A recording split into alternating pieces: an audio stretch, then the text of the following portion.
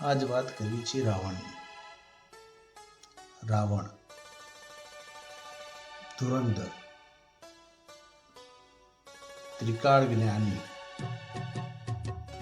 ત્રિકાળ જ્ઞાની કોણ કહેવાય? જેને 3 કાળોનું જ્ઞાન હોય: ભૂતકાળ, ભવિષ્યકાળ અને વર્તમાન કાળ. મને હજુ એ સમજ નથી પડતી કે રાવણ સીતાને ઉઠાવીને લઈ ગયો તો કેમ લઈ ગયો?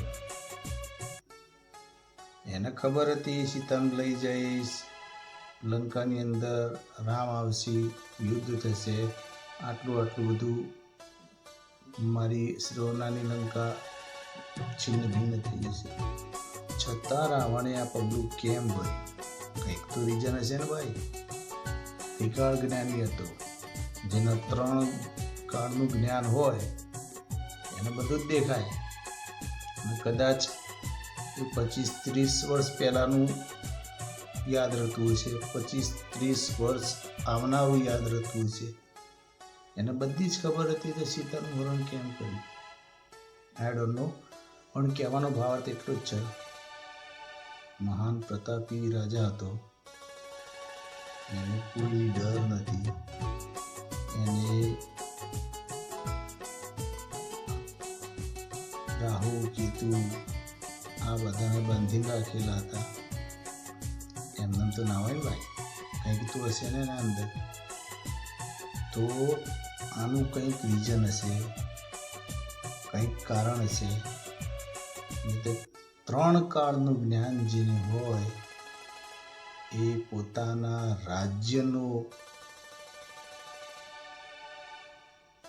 ઉથલ પાથલ થઈ જાય એવો તો વિચાર ન જ કરે, કોઈ પણ ના કરે.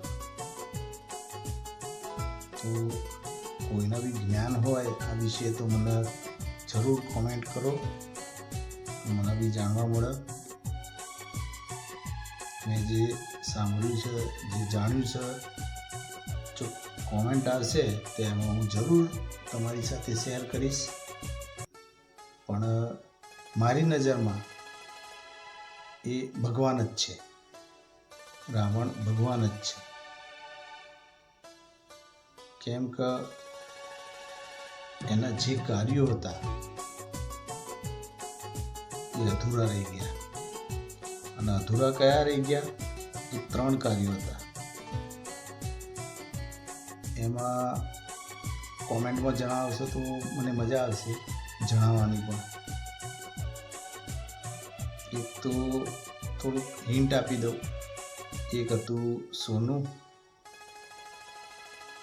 એક હતું મદિરા અને એક હતું મનુષ્ય.